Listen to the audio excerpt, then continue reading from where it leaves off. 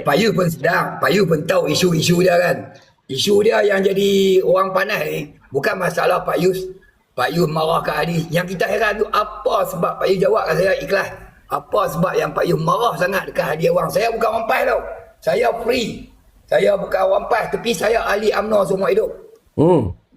Okey, tapi lah ni saya duduk atas pagar. Saya duduk atas pagar. Mana-mana parti pun saya tak ada. Pergilah cek IC saya, mana-mana parti pun tak ada. Kecuali ahli UMNO tu mungkin ada lagi lah sisa. Cuma saya dapat daripada sahabat-sahabat saya lah. Dia kata cuba tanya Pak Yu tengok. Pasal PAN dah imbek saya. Saya tak sat duduk kat kedai makan dekat orang kata apa? Kampung Jaya. Malas nak buka. Saya orang kata apa pula cakap di kedai makan buat politik kita tak suka. Lepas tu adalah soalan yang orang suruh saya tanya Pak Yu ni. Apa yang Pak Yu marah sangat kat Hadi Awang sampai Pak Yu kafirkan dia ni?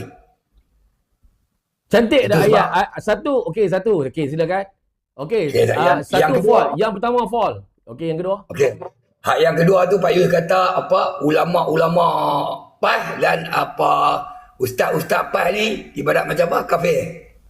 Betul? Fall yang kedua. Silakan, teruskan. Okey, yang tu yang kami nak tahu tu. Jadi saya tak perlu jawab lah sebab apa? Sebab soalan tu tak kena.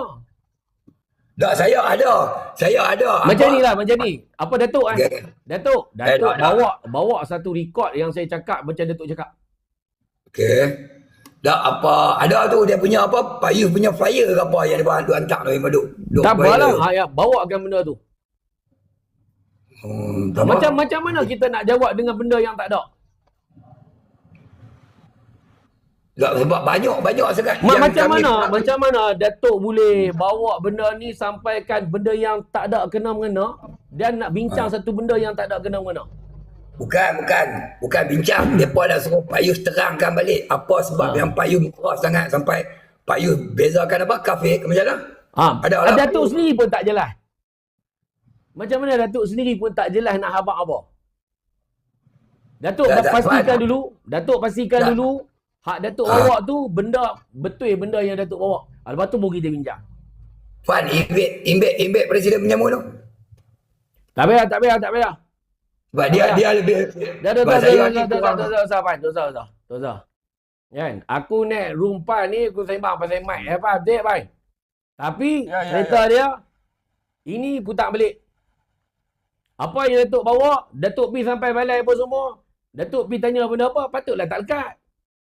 Tak, kita bukan sebab depa kata Pak Yu kafirkan ulama-ulama PAS. Iyalah, buktikanlah benda tu. Tak, sepatutnya